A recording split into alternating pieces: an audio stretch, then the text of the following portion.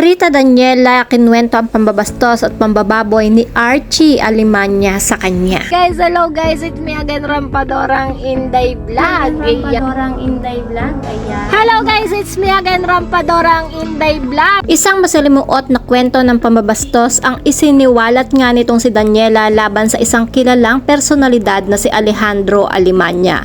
Ayon sa kanyang salaysay, naganap ang insidente matapos ang isang Thanksgiving party kung saan inalok umano siya ni Alemania na ihatid nga pauwi ng bahay.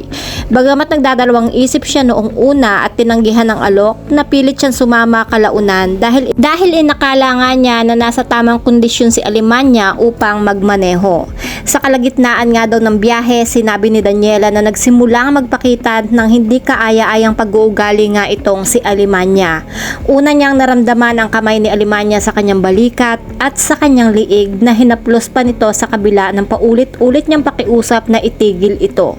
Ayon sa reklamo, hindi tumigil si Alemania at sinubukan pa nga daw siyang hawakan sa dibdib na lalo ngang ikinagulat nitong si Rita Daniela. Pagdating nga daw nila sa kanyang tahanan, sinabi ni Daniela na muling hinawakan ni Alemania ang kanyang kamay at humiling ng halik. Tinanggihan niya ito at pinaalala kay Alemania ang kanyang pagiging may asawa. Ngunit sa kabila ng kanyang pagtutol, mariing sinabi ni Daniela na pinilit siya ni Alemania na halikan at hindi siya basta pinakawalan. Sinubukan din umano ni Alemania na pigilan siya sa pamamagitan ng paghawak sa kanyang bag nang siya ay bumaba sa sasakyan. Ayon nga kay Daniela, naging napakahirap para sa kanya ang desisyon na magsampa nga daw ng kaso. Ibinahagi niya na ang trauma ng pangyayari ang nagbigay sa kanya ng lakas ng loob upang harapin ang posibleng resulta ng kanyang mga hakbang. Napakahirap para sa akin na isampa ang kasong ito, anga ni Daniela.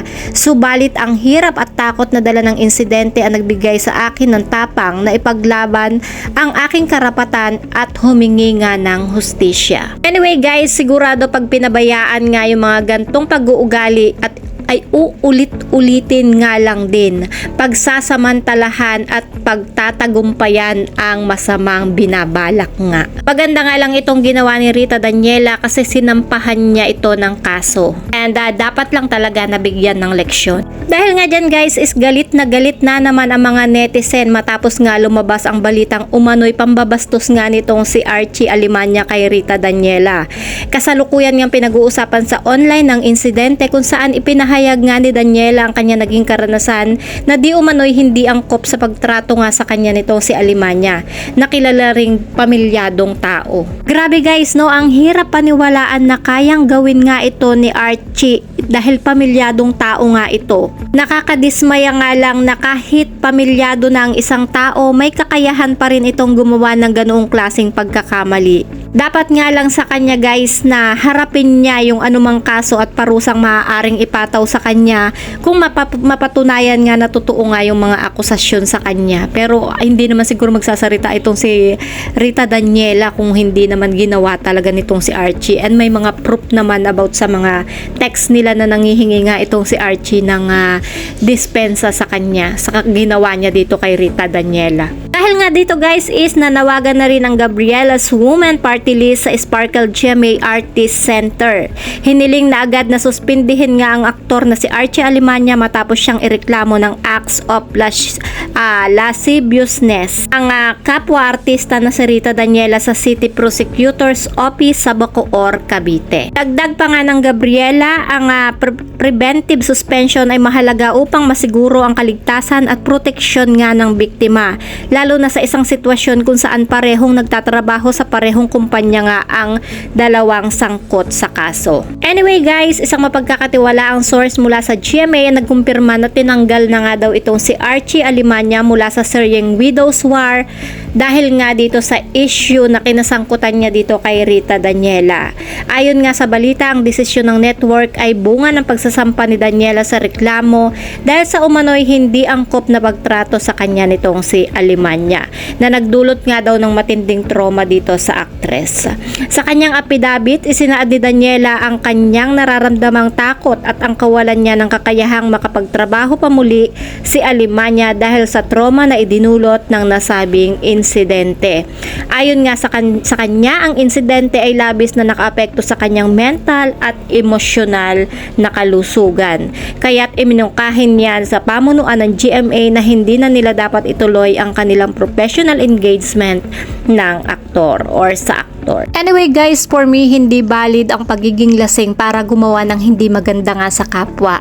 Dahil if accepted ang ganyang reason sa korte, wala nang makukulong o kakasuhan pa. Katwirang bulok, kalukuhan ng lasing, hindi alam ang ginagawa. Matuto nga sanang magkontrol ng sarili kung ayaw nga ng iskandalo. Ang alak guys is sa tiyan inilalagay, hindi nga sa utak. Kahit sino pa ang babae, hindi dapat makaranas nga ng ganto. Nakakatroma yung ganto nga takot, kaba na mangyari yon gusto ng isang masamang tao. Buti na lang malakas nga itong si Rita Daniela. Anyway, about naman dun sa reason bakit pa siya sumakay, nakaramdam na pala siya ng pambabastos sa kanya. Whatever the reason bakit siya sumakay sa car ng lasing doesn't justify yung personality ng isang babae na inabuso. Once na nasa legal na, means hindi niya gusto yung taking advantage nga ng lasing. It takes a brave heart to do that. Una, para hindi na ulitin yung ginawa niya sa ibang babae na walang laban. Pangalawa, hindi na niya iniisip ang nanay or kapatid nga na babae, asawa at anak na babae sa maikling oras nga ng kalaswaan na pinabigyan niya. So that's it guys for our hot trending topics for today's video. Kung ano ang inyong reaksyon, kung ano ang inyong komento at kung ano ang inyong suggestion, i-comment nyo na yan. Kung di pa kayo nakasubscribe sa aking YouTube channel, kindly hit the notification bell, like and share. Maraming salamat. Ingat pong lahat and God bless.